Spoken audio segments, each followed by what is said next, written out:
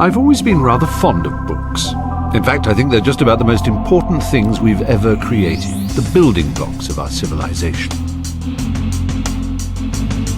So, when someone suggested a journey in search of the genius who invented the printing press, I jumped at the chance. My lord, is this it? This is it? This was the man who launched the first media revolution and opened the door to the modern age. But his story is shrouded in mystery. So to get closer to him, we also decided to stage an experiment and build our own medieval printing press. So beautiful. That meant getting to grips with the tools and technology of the 15th century. Don't do that, Stephen. And actually making some of the ingredients with my own bare hands. This takes me back to the Artrum at school where I was always a dunderhead. As it turned out, that was the most revealing bit of all. I feel connected to Gutenberg somehow just by doing this. So, here it is then, the slightly more hands-on than I expected story of Johann Gutenberg and his marvellous machine.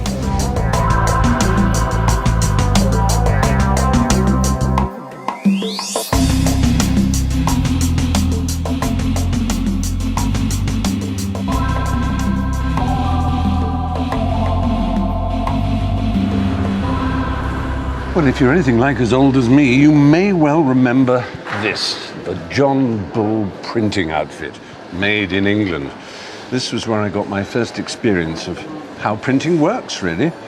And simple as it is, these little rubber bits here tell you all you need to know about printing with movable type. You've got ink. Ooh, there it is. Oh, I'm going to get my fingers dirty already. There are lots of different letters, and you can rearrange them in any way you want onto one of these, which I think is called a form.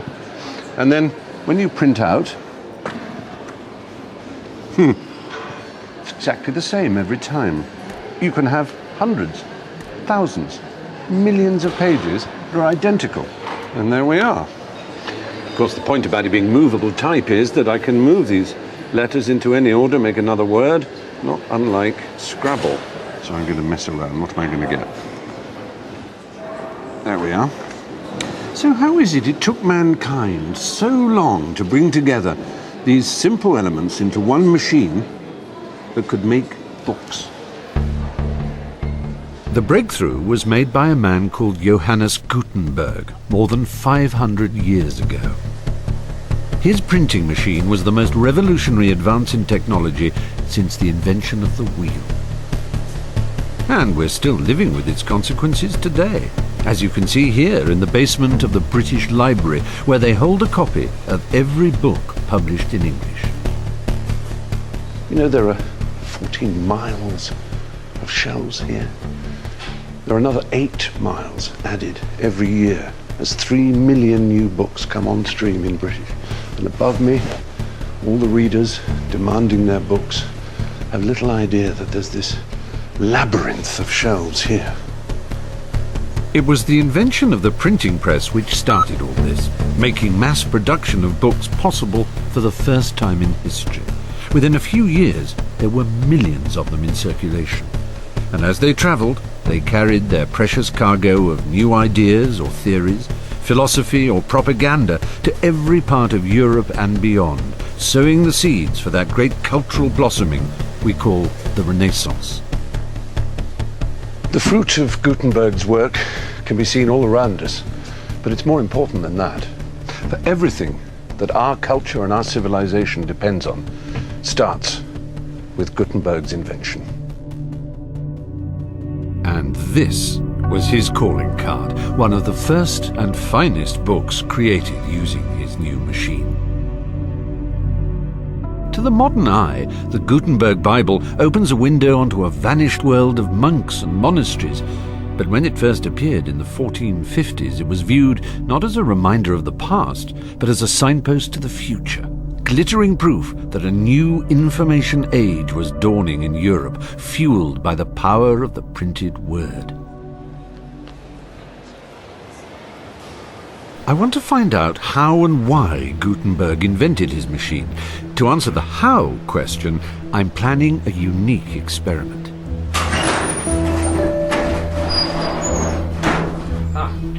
here's the laboratory where it's all going to happen. In you come. This workshop in the heart of England may not look very high-tech. That's because the job I have in mind requires 15th century materials and techniques, and a man who spent a lifetime investigating the first printing pioneers. Step forward, Alan May.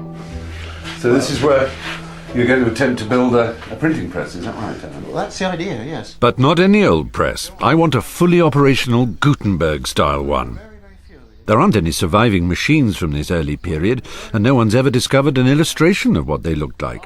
So Alan has his work cut out. Well, essentially, this is uncharted territory. It's a detective story, if you like. Right. The earliest illustration of a printing press is the Danse Macabre, 1499. That's about 50 years after Gutenberg started his printing, isn't it? And things evolved pretty quickly once. That's right. I think that this early period was actually quite revolutionary. There were things changing all the time. It took off rather like the internet has now. You know, it really went whoop. Yes. Alan reckons that Gutenberg's press did share some family traits with later machines. All printing presses up to about 1800 have a central part which pushes down onto the type. There's a piston and platen assembly. And the other thing that is required in any press of this sort is that you have some means of transporting the printing surface and the paper under that platen. Right, so you've got a slidey bit moving along here, and then you've got a flat platen, you call it, coming down there. and black presses down. And But there's one crucial difference between Gutenberg's original and later so-called common presses, such as the one this model's based on. To print on a press like this, they put 2 pages of type on this stone here. Right. It's a very heavy stone, about 100 weight. Goodness. And then the process of printing was a double process. You wound in for the first page, Right. to just there, and operated the lever, which made the platen go down. You then release it partly, and then wind go it into the forward. next page and print again. Hence the term two-pull press. Forensic analysis of Gutenberg's original Bible reveals that he only printed 1 page at a time. In other words, his was a one-pull press. That will influence the size and design of Alan's experimental machine, which is already starting to take shape in another corner of the workshop. So here we go. Now, what if you pass me the mallet and chisel? Oh, Lord, yes, here we go. Woodwork was never my strongest subject at school, but no one seems to have told Alan that. The trick is to not use the whole width of the chisel. Right. To use as just about a third of the so that enables you to steer it. Better to be shallow than too steep. So if it's too shallow, you can just pare it down by hand. Okay. Right. Have a go. Oh my goodness, you may regret this. I don't want to ruin it. Now. Oh, I say. Right. About a third there, like that. That way. Come on, courage. That's pretty good. Oh wow! It's very pleasing. It's a nice feeling, isn't it? It is. I get the feeling you're trying to reveal a fossil coming out of a rock. Yes, it is. Oh, I hope that wasn't too deep. No, yeah, it's fine. It's an extraordinary thing that you create something like a mechanical part literally out of your hands. Well, there you are. Well, that's jolly If you good. could just finish that off for me. About yay big. When Alan's finished the press, I want to print a replica page of the original Gutenberg Bible. That means I'll also need to track down some other ingredients, including movable type and 15th century paper. But first, I have a journey to make. I'll be travelling through the Silicon Valley of medieval Europe to explore the places where Gutenberg and his team developed the machine which shaped the modern world.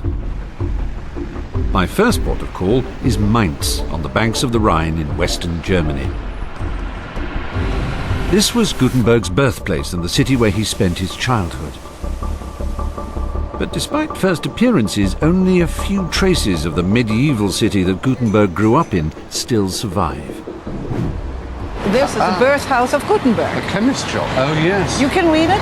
Here stands Gutenberg's birthhouse. And Gutenberg is the name of his family? No, actually the name of his family was Gensfleisch. GänseFleisch, Yeah. which means Goose meat. Goose. Meat. I always say, who wants to run around with the name of goose meat in his life? Just around the corner is the church where he was probably baptized. Well, part of it at least.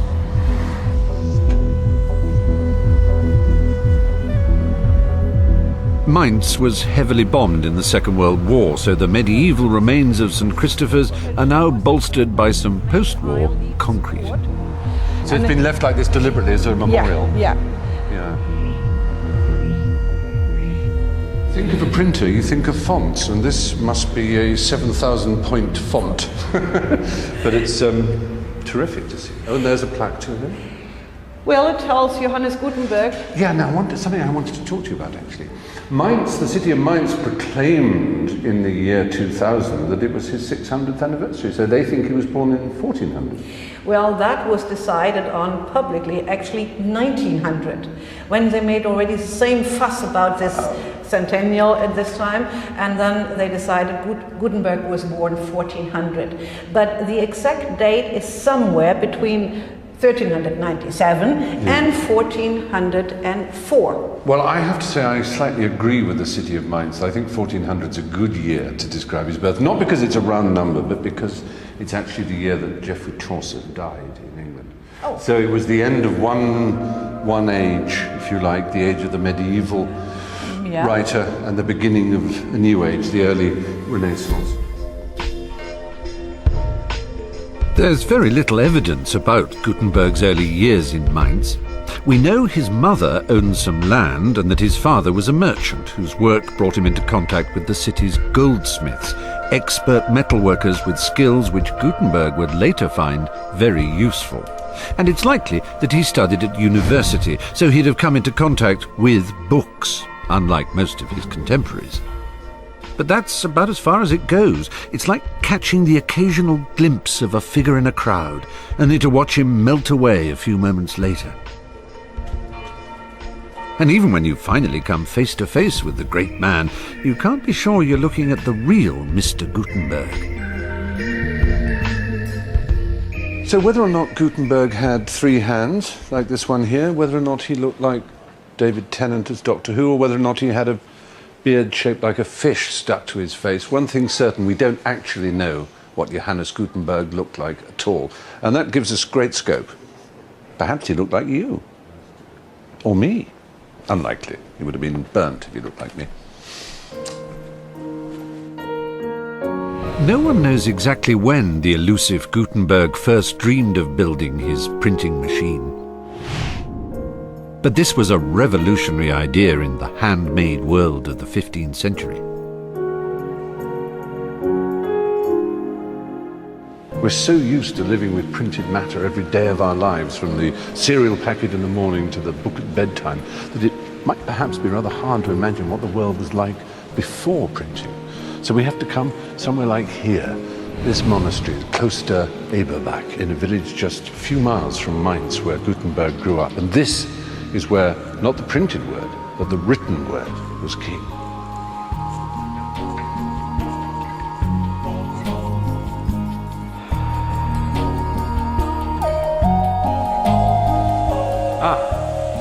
Dr. Schneider. Hello. Hi, what a pleasure to meet you. It's wonderful to be here in a monastic setting. I'm trying to get a picture of what life was like around the time of Gutenberg, how books were produced in the scriptoria, I think they're called. Yeah. Well, this is a rather fine room. This is, in fact, the chapter house where they would read the chapters of the Bible and they'd all sit round on the benches.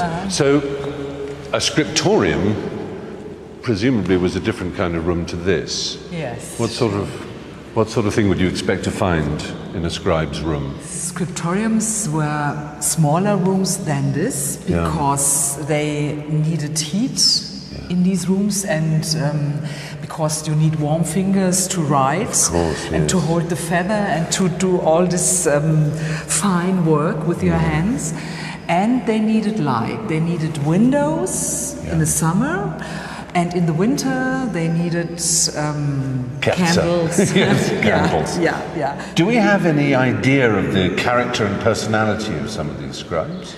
Very seldom. Sometimes we have at the end of such Bibles or other manuscripts small texts where the scribes tell how hard their work were. Oh, really? They leave a little record? Yeah. It was very cold. They had to sit always in the same position, and they get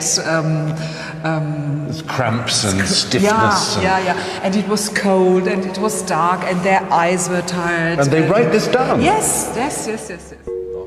Hand-copied Bibles were rare and expensive commodities far beyond the reach of ordinary mortals, and even the best scribes made mistakes. A printing machine would allow the creation of exact copies, and lots of them. Whilst some church leaders feared anything that might break their near monopoly on learning, others recognized that a common and universally accepted version of the Bible might be a powerful weapon in the battle to preserve Christian unity. But the church was just one potential market for printed books. Beyond the cloister, new universities were springing up across Europe. So it's tempting to assume that Gutenberg, aside from his technical interest, also saw an entrepreneurial. Yeah. It was a mixture of three things, I think. He was an engineer about the technical things. Yeah. He was a merchant, and he was an intellectual. He had studied and at a university, and he knew that many people needed books. With demand for books growing all the time, anyone who could devise a machine for making them could hope to make a fortune. And growing up in the heartland of the German wine industry, Gutenberg didn't have far to look for inspiration.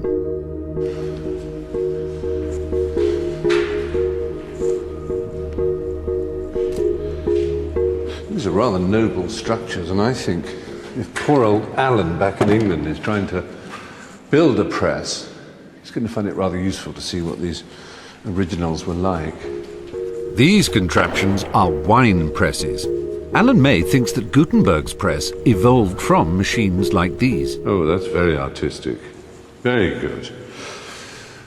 Yes, for Gutenberg, these must have been a very common sight. He grew up in an area, one of the biggest wine-growing areas of the world. I wonder if there was an actual moment, though, when he was sitting next to one of these or watching some grapes being pressed and saw the spindle sending the thing down and thought, that's what I need. Just this, big frame with a spindle. Presses like these may have started Gutenberg's creative juices running, but to turn such a basic piece of engineering into a precision machine would be a tall order. And that was only part of the challenge he faced. The whole project would take years of experiment, and it would cost a fortune. But money didn't grow on trees in 15th century Mainz. I think it was a city of past glory. It had been very influential and very rich in the medieval times. But then in the 14th century, it came down a little bit. The plague was there 2 times, and the Black Death, yes, and the city didn't have the richness anymore. But it had been politically very influential. The archbishop had been the elector and was the primus inter pares, as we might say, of the electors. And so it was an important city in any case. In a sense, what I'm getting from you is that Mainz was a city of the past. What Gutenberg needed was a city that looked to the future. Yes, I think so. For a budding entrepreneur like Gutenberg, Mainz was no place to start a business. He would have been in his early 30s when he packed his bags and set sail down the Rhine. 2 days to the south was the city where his experiments in printing would first begin.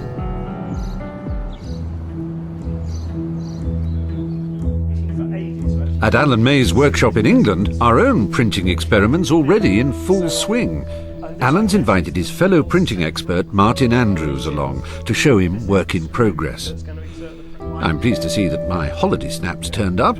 Alan's also finished carving this hefty wooden thread which generates the pressure needed to print. But the thread needs a counter thread to guide it on its downward journey, and it has to be cut by hand into the head of the press. Sounds tricky to me, but Alan has a plan. It's an amazing contraption, Alan. I mean, the idea came from a guy called Hero of Alexander in something like AD 64. This ingenious device uses these wooden pegs to guide the thread on its journey. Meanwhile, a set of cutters at the other end carve the counter-thread through this solid wooden block. I'm careful to tap this not on the sharp edge. So you're in fact using the real thread itself to cut its equivalent part. That's it, that's the elegant part of it. Actually, it's pushed loads and loads of sawdust ahead of it, look. It's cutting something, but there's only one way to find out if the thread and the counter-thread are a perfect match. Ah, that changes the whole perspective, doesn't it? As soon as you take that out, one can see how it's all working. Oh my goodness, there she goes. Excellent. Well, I think that's a pretty good job, isn't it? I do. And I've never seen anything quite like it. So, I mean, I'm convinced. I think it works. I'm convinced too, but there's clearly a bit more to do. I'm following the Gutenberg trail down the Rhine from Mainz to Strasbourg. When Gutenberg arrived here in the early 1430s, this was a bustling city with trading links across Europe and beyond. That made it a far more promising business base than the bankrupt city of his birth. And towering above the commercial centre was the great cathedral itself.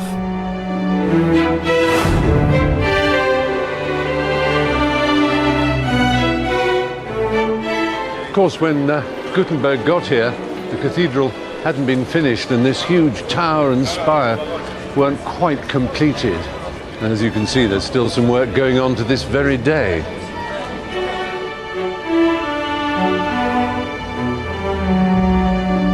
It's worth thinking about the fact that at this time, the only investments that human beings ever seemed to make were really in their future, in other words, in the afterlife. By participating in the building of these enormous structures, they were assuring their place in heaven. But around about the time of Gutenberg, we started to see the rise of a merchant class who really believed in investing in the idea of their future on Earth. Venture capitalists, and such people were to prove very useful to Gutenberg.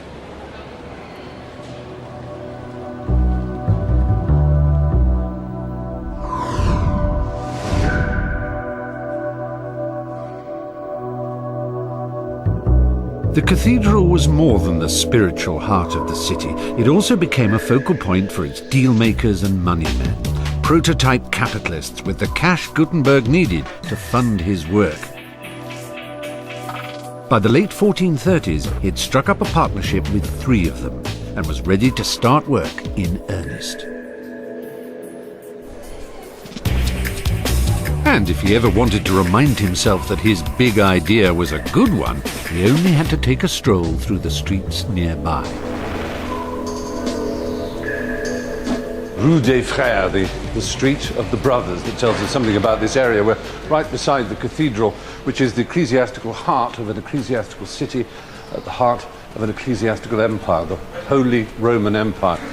Perhaps worth thinking of it in terms of something like the City of London, in other words, the centre of the entire system that runs the world at the moment. For us, it's finance. For them, it was the church. It was the church that generated all the paperwork, all the legal documentation, all the printed services, everything, in fact, that Gutenberg might have spotted needed reproduction, needed a new technology. And so we turn into this, frankly less than prepossessing street, but note the title, Rue des Écrivains, Street of the Writers, Schrijverstuubgasse.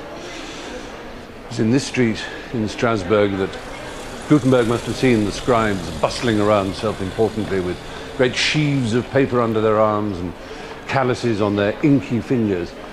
And he must have thought, well, you may believe you've got a job for life, but I know better. Because one day you're all going to be replaced by a vulgar machine. He employed a carpenter called Saspach to work on his new invention. No one knows what it looked like, so Alan Mays pieced together other clues to design our machine. He knows that Gutenberg printed one page at a time, whereas later presses printed two in quick succession. Maybe that's why this prototype looks rather unusual to an expert eye. Let me have a quick look and see what's actually going on here, because it is unconventional. Because the first thing that surprises me is that we've got all the weight in the framework here, and normally on a two-pull press you'd have actually a framework out here which was making this more rigid, but also taking the weight of the stone and the gear. We don't need that now. Look, don't need it. Because you only need to go that far. It never has to go farther than that. When the press is in use, it never has to go beyond the cheeks. It is unconventional. It may be unorthodox, but Alan thinks he's found support for his design in an unlikely source. This illustration of a press was drawn by Albrecht Dürer 60 years after Gutenberg first printed. It's the only drawing that I know of where the feet of the press come forward from the cheeks.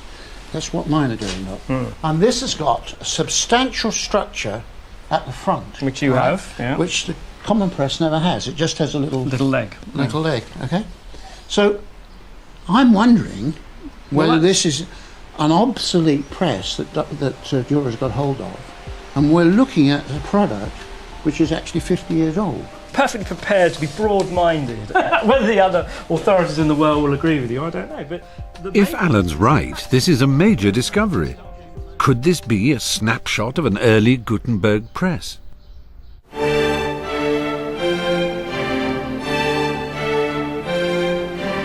Gutenberg's team was growing. Besides the carpenter Zaspach, he'd recruited other craftsmen from the Strasbourg guilds and set them to work at his new premises.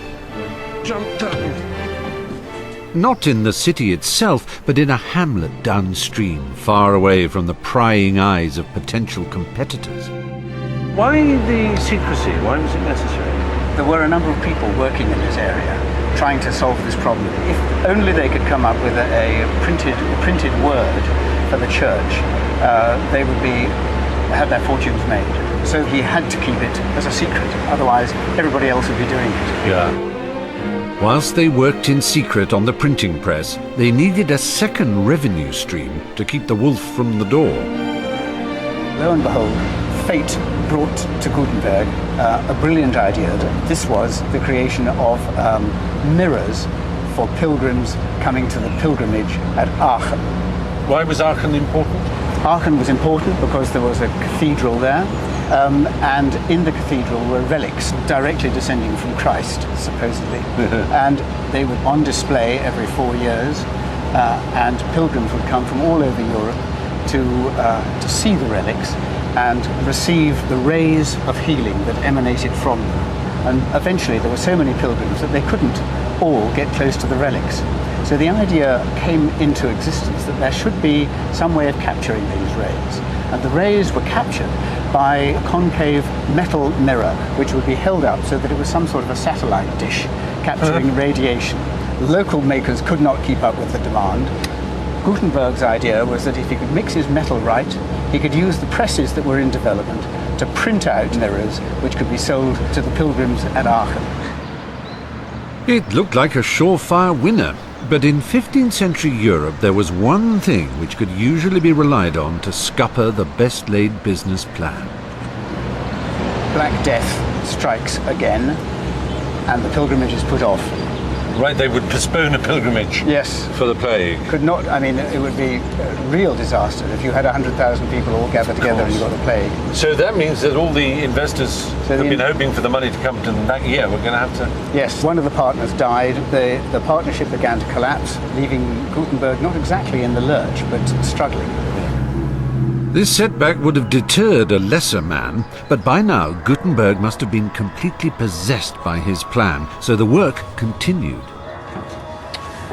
So, Gutenberg Island. And there's a statue of him with the fish on his face again. No one knows exactly where his workshop was, but it must have been somewhere near here. He had chosen a secluded base to protect himself from the threat of industrial espionage. But there was another reason for being close to the water, because Gutenberg was playing with fire.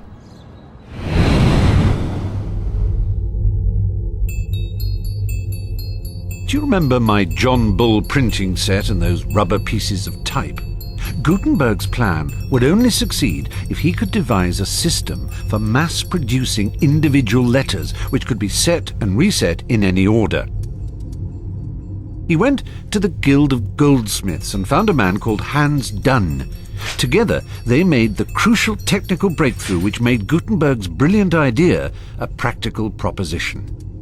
So this is a type foundry that you've created. This table is, believe it or not, a complete foundry. Right. I've asked Stan to help me make a piece of type, a single letter E, which I can use in our grand printing experiment. For the sake of authenticity, I want my letter to match the dimensions of the original font used in the Gutenberg Bible. First, we have to make a punch, a master copy of the letter we want to reproduce. After we've transferred its outline onto the tip of this steel bar, it has to be carved by hand using a file, a very sharp file. You do maybe a punch a day, 2 punches a day?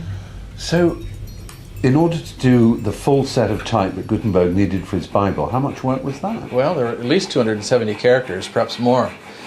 So, you know, given that a lot of holidays, I would imagine close to the better part of a year.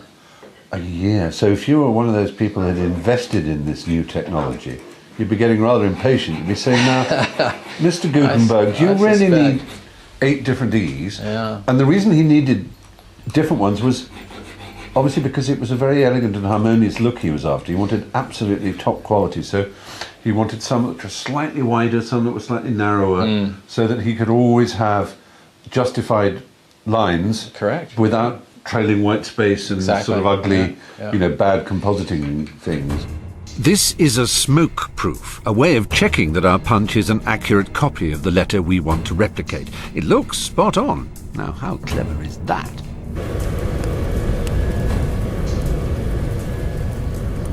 So here we have it. It's hand carved and grooved and shaved and emeryed and rasped and shaped and hardened and tempered, and now that is the key that unlocks the technology that changes the world, the punch. Beautiful. And we made it. But what's the next stage? Well, we have to strike a matrix with that. Strike a matrix. Yeah, we're going to hammer that punch straight into that piece of copper. So it will leave an impress of the letter shape. Yeah, absolutely. The experts can't agree about how exactly Gutenberg cast letters from his molds, but Stan's theory is the most commonly accepted one. He thinks he invented something like this ingenious device. This tool in front of us is the single unique element of Gutenberg's invention.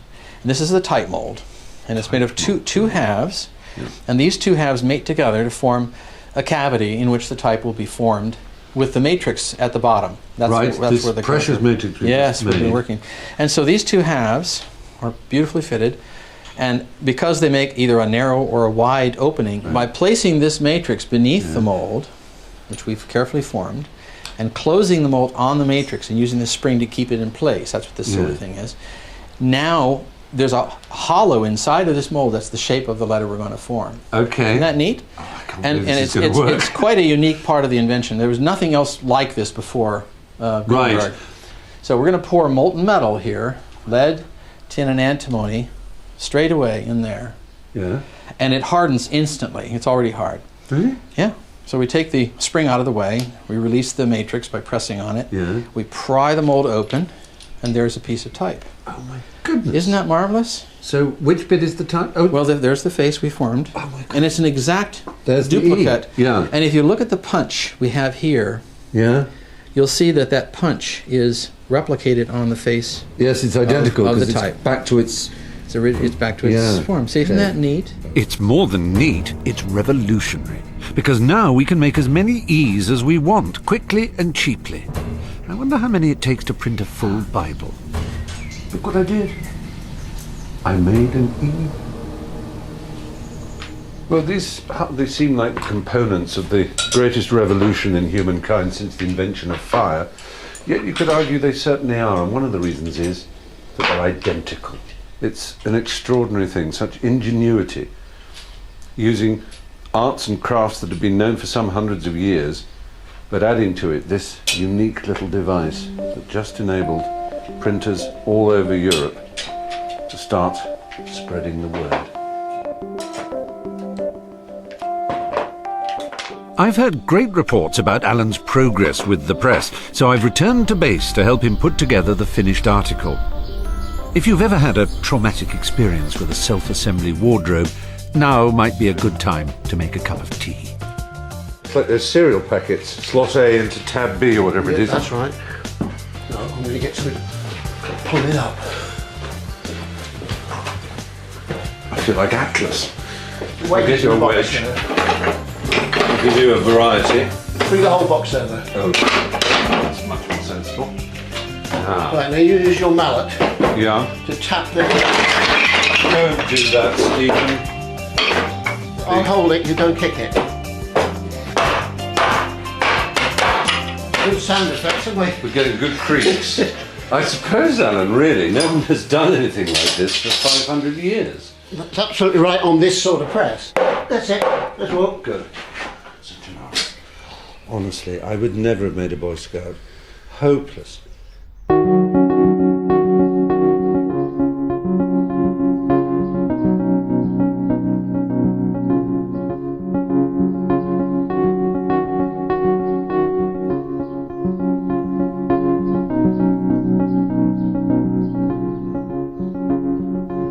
You see, what I love about this is that on the one hand it's desperately simple, and on the other hand there are all these little cunning things that I would never have thought of in 100 years. And I love when Alan showed me that he was doing this double thread. You think, okay, I'll follow my finger around here and it'll go behind and surely it'll come out here, but no, it comes out there because it's a double thread, and the other one goes that way. And it's quite complicated. It screws my head quite literally. He's not sure that this is exactly what Gutenberg would have had, but it looks right, and so often that's the secret of this kind of engineering and designing, is if it looks right, feels right, then it is right. It's a most satisfactory object. Apart from anything else, wouldn't it be fun to have one in one's bedroom? You could convert it with a little wash hand basin or something, or maybe even have the mirror here at adjustable height. I'm going slightly mad now because I'm so fond of it. The one thing I, of course, can't wait to see is how it actually prints. I'm starting to share the sense of excitement Gutenberg must have felt when he was finally ready to start printing. By the late 1440s, he had moved on from Strasbourg, which had recently been terrorized by a marauding band of French mercenaries called the Armagnacs. Perhaps they were the reason that he decided to head home to Mainz. As usual, money was tight, so he borrowed some cash from a relative. This house was used as security for the loan, and he struck up a partnership with a new investor called Johann Fust. It was a deal he would later regret, but it did give him the cash injection he needed to set his press running. He didn't start with the Bible, far too ambitious. He road-tested the new technology on modest print jobs, like this Latin grammar book. I remember that. To show the church that his invention presented an opportunity and not a threat, he also printed documents like this papal indulgence. Now, indulgence is this wonderful Catholic way of raising money, weren't they? Quite so. It sort of reminds me of today, if you journey in an aeroplane or something, or have a very fuel inefficient car, you can offset your carbon, can't you? You can pay money to a company that offsets your carbon. It forgives you your carbon sins. Yeah. And this is a bit like the same idea. You offset your sins, don't you? It must have been marvellous for them to have Gutenberg's new technology, because before that, of course, each one would be handwritten by a scribe. And it's not just a quick voucher, it's a lot of lines.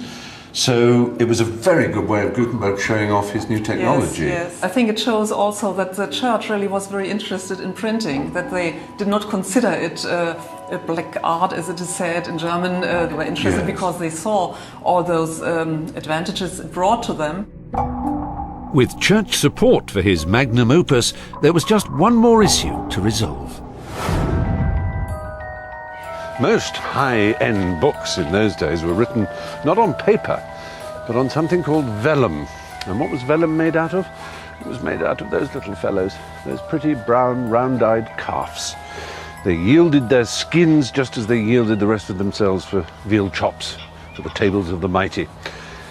Gutenberg, who was determined that his Bible was to be nothing if not the highest possible quality, thought that he would print every Bible on the finest vellum. But either he or his business partners did some serious mathematical modelling, as it would now be called, and they quickly realised that actually only a few could be done in vellum, because a little herd like this, well, he wouldn't be out of the Old Testament. You've got those two there, we'll call them Genesis. We'll call that fellow there Exodus. You've got Deuteronomy over there, Leviticus. It would take 140 calves to provide enough vellum for just a single copy of the Bible. For a print run of 180, which is what he planned, Gutenberg would have needed a staggering 25,000 of the poor creatures. That's an awful lot of veal chops in anyone's book. There are, therefore, a few Gutenberg Bibles extant in the world which are printed on vellum, but most are printed on paper. Without a system for mass-producing paper, Gutenberg's invention would have been dead in the water. But although the Chinese had first invented the stuff 1,200 years earlier, it was still a new commodity in the West. This mill at Basel in Switzerland was set up at almost exactly the same time as Gutenberg was working on his machine, and they still make paper here the old-fashioned way, not from wood pulp, but from cloth rags. Oh, that's rather satisfying. First, the rags are mashed to a fine pulp.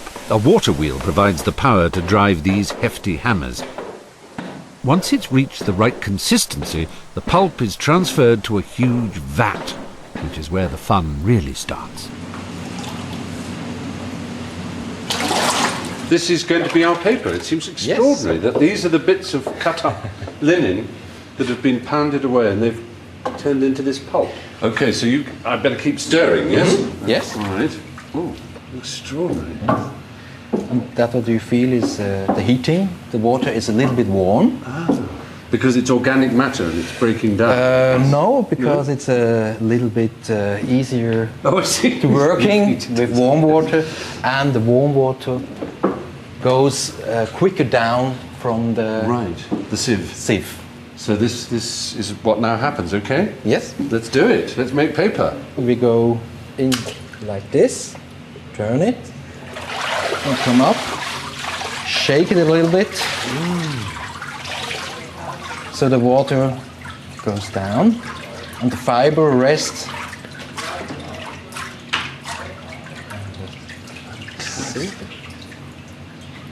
Goodness me. And so we are ready for the next. Would it be all right if I could make some paper? Yes, Do you want to show- I'll just. You'll have to take over my job.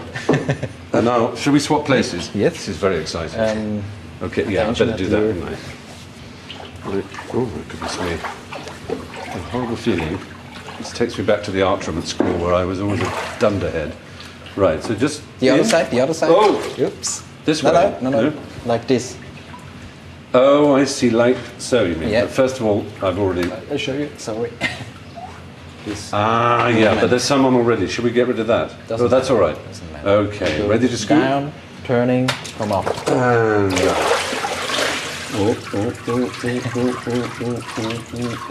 Also this side a little and bit. this piece, yeah, that way too. Oh, Okay. it's got a few Yeah. white bits in, but it's not bad. Not bad. I think we... Attention. Oh, Stop it. stop it. Some paper for you, Renee? Amazing. And is it ready to take the deck off? Ah, there it is. This is probably, it's always the second that goes bad. And oh, this is a magical process. It's rather like panning for gold, isn't it? And perhaps that's not a bad analogy. Paper was like gold in medieval times. It was unbelievably valuable. And although it's quite a time-consuming process, it's a lot less time-consuming than making vellum from calfskin. I must say, I rather enjoyed this. I feel connected to Gutenberg somehow just by doing this. That's good. How do you know when it's ready? Because the ripples stop. Yes, now it's okay. Oh, that's not so good. Hang on. Okay. It's not quite so good, that one. No, oh well. Put it back. Yeah, put it back. Should we put it back? And just Turn it. turning it. Yes. Like so. Nope. Oh, I thought maybe it would go. Oh no, it does it wrong. Here we go. Oh, like so. Yes. Oh dear, I've ruined the Only place. Oh, I see. Better. Take this one. Screwed up. To make paper fit for printing is a fine art. The raw materials need to be mixed to perfection to produce the right texture and absorbency. For Gutenberg, this was the final crucial ingredient which made printing the Bible a viable business proposition.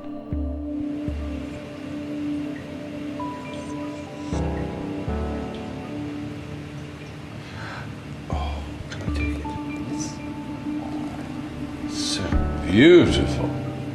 My very own piece of paper. And first, of course, it has to be dried, doesn't Yes. it? But I do hope Alan will be satisfied with that. How could he not be? That's worthy of the finest printer's art. Okay. The great day's arrived. It's been 5 months since Alan first got together his plans and designed his printing press. It's now built. Paper's been made in Basel. I've cast the type personally. Nothing can stop us from printing a page of Gutenberg text. This must be how the great man felt himself. Before we start printing, I have a little confession to make. It took Stan and me the best part of a day to make just one individual letter E. To produce all the type needed to print a full Bible probably took Gutenberg's team around a year. And frankly, I don't have his time or his patience, so I've cheated. This package has come from the States. It's a replica page of type set to the exact measurements of the Gutenberg original, and thankfully nothing's been damaged in transit. So this is perfect, isn't it? We can print from this? Absolutely. Well, almost. Surely there's room for my little E somewhere on the page. Here we go. Oh, it's going to go in. That's so exciting. Let's try that. Now, what word is that? Can you read that? It's Legis. Leges. Yes! That's great. You know, I have to confess I had my doubts about whether or not Alan would be able to bring off the construction of a printing press in the time we'd given him, and whether in fact there was enough known about printing then to be able to produce something that could actually work and come up with a reasonable facsimile of something that Gutenberg could have done. I have to say all my doubts have been cast aside by the brilliance of the work he's done, and all three of the experts are through there giggling like children at the excitement of what they've all created together. I'm going to see now some real printing can happen.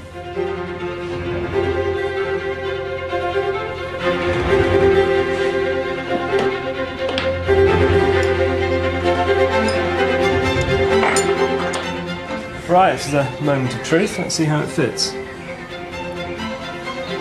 That's not bad, actually. That's not bad. No, I think we're almost okay then.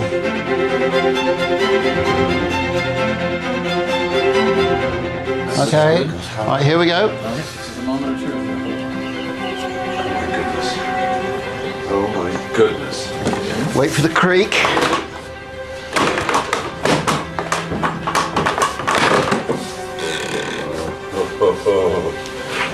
Good luck, everybody. Here we go. Cross your fingers. Well, there's impression there, Martin. I can see There is that. indeed. Yeah. Look at how Yeah. much just bit into the paper. Yeah. Wow. Oh my word. That's That is quite remarkable. fabulous. That is extraordinary. Congratulations, everybody. The inking is superb, Martin. The alignment is fantastic. And there is your but- E, right? And that There. E in particular stands Yeah. out as being Yeah, it's the best one on the far page. and away. Excellent job. Bravo. I am very, very pleased with that. So you should. I mean, considering it's the first one, I think that's startlingly good. Extraordinarily. Anyway, let's do some more. Well, that's the proof of a printing press is being able to do more. As we print, the normal procedure would be that the puller, the puller, you're the puller, okay? The puller, okay. It takes the sheet off, Yeah. it gives it a cursory glance, but he's got to get really ready for the next print, Right. While the inker, while he's away from the press, the inker is going to be inking up again for him. Right, so it's a real assembly line. And when he comes off the inking, he checks the quality of the print that you've just done. Right, he's not proofreading it, that's all. No, he's looking to been see done. that the impression is everything's printing up. Right, and then we haven't got a bits here are too character. faint. That's right. Yeah. Okay.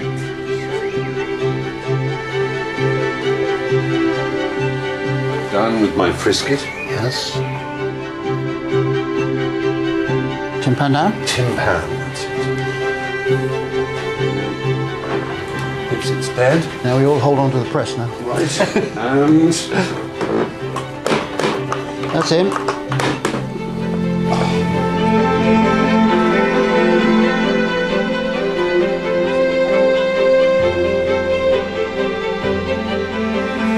it's all right, isn't it? Super. Superb. Yeah. There you go.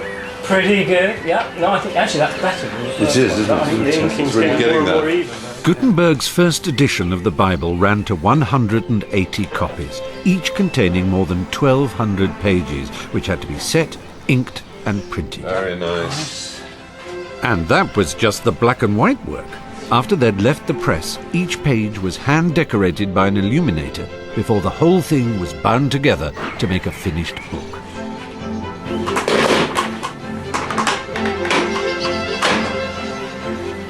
This is the miracle.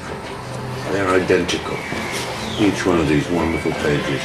And that had never been seen before in the history of the world. Our experiment's nearly finished, but for Gutenberg, this was just the beginning of a monumental 2-year print run. But what a beginning it was. The first copies of Gutenberg's Bible were displayed at the Frankfurt Trade Fair in 1454, and they caused a sensation. Today, fewer than 50 of those original books are still in existence. One of the finest is held here at Göttingen in Germany. You know what? I'm genuinely tingling with excitement about coming close to a Gutenberg Bible, having only seen one through glass and having examined so much about its means of production, and having discovered just how important it was and what a symbol it is of everything the modern age stands for. The idea of actually touching one, albeit through cotton gloves, is giving me goose flesh. I cannot believe this. You know, I've looked at them through glass and I've read about them, and to be so close is an extraordinary feeling. You want to have a look? Please. This is actually It a smells. remark by Jakob Grimm. Of the famous Brothers Grimm? Yeah, when he was a librarian in Göttingen, it says eine Gutenbergische Bibel, a Gutenberg Bible. And it says von höchster Seltenheit, of the highest rarity. Yes. Yeah. Thank Okay. you. And this is the first page of the first volume. Do you know what's interesting is that although the illumination and decoration and you call that the rubrication, don't we? Right. The red letters, literally. Although they're very beautiful, it is the typeface that really draws the eye, isn't it? Yes, I mean, people have said that it's, even at the start of this new technology, that it is also an example of perfection. In a sense. And the general view is that it's so much more beautiful than it need to have been, as it were. That is very true, yes. It's simply, he was clearly a very driven perfectionist. Yes. He uses what the scribes in the monasteries also used. He used abbreviations. That was the only way to create this right margin as clean as it is. Now there's a little hole here. What's going on? Somebody must have What a vandal. plundered this in, I don't know when this happened. You see, the illumination went up the page and somebody needed a model for an illumination. So they cut it out and put it next to his manuscript and painted it off this model, which is unfortunate.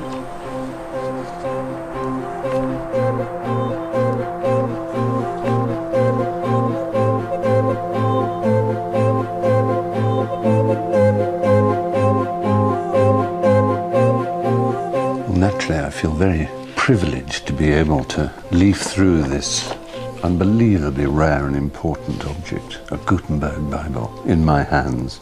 I'm wearing white gloves, I'm terrified of breathing water vapour on it, and yet, you know, the odd thing is that it doesn't feel like something that is going to be crumbling to dust if I turn the pages too fast. It feels very solid and robust, and after all, it was made to be used more than once a day. I mean, if it was bought by a monastery, I guess it would have been used for all the offices of the day.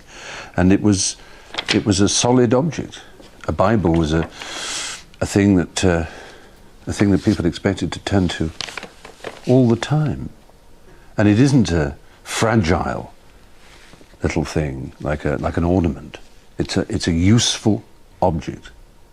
And the extraordinary thing about this is that although there were only 100 or so of these made, only 12 of these in existence on vellum, you know that aside from the illuminations, every page is the same.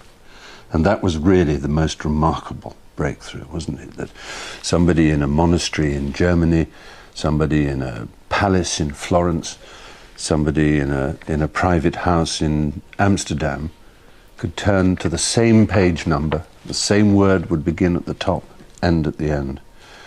They were looking at mass production for the first time. And although they were very rich, those who could afford it, they were nothing like as rich as those who could afford ones that had been made by scribes, handwritten. I can't believe I'm here looking at it.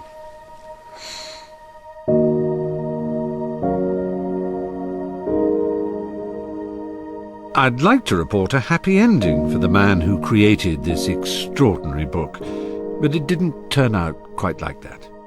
Do you remember Mr. Fust, the dragon who bankrolled the printing of the Bible? Soon after the presses started running, he asked Gutenberg to repay the money he'd borrowed. Gutenberg didn't have the cash, so he was forced to hand over all his printing equipment instead. It had taken him almost a lifetime to build his machine. Now, so soon after it had been completed, it was snatched from Gutenberg's grasp.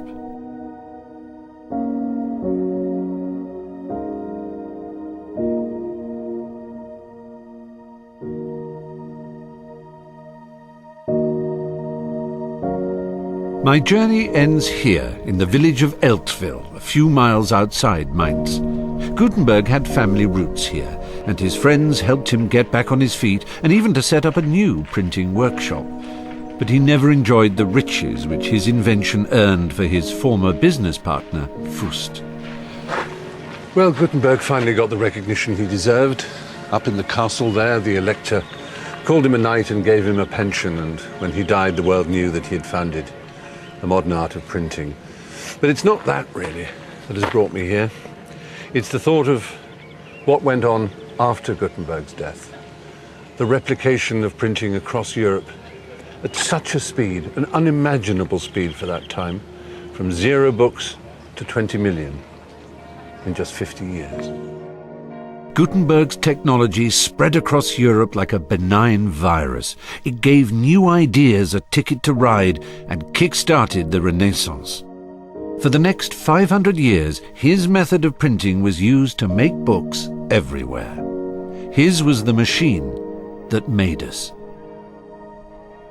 And that art, the art of movable type printing, defines us. It's our civilization more than anything else. I can imagine a modern world without cars, I can imagine one without telephones or computers, but I cannot begin to imagine a society anything like the one we have that doesn't have the printed word.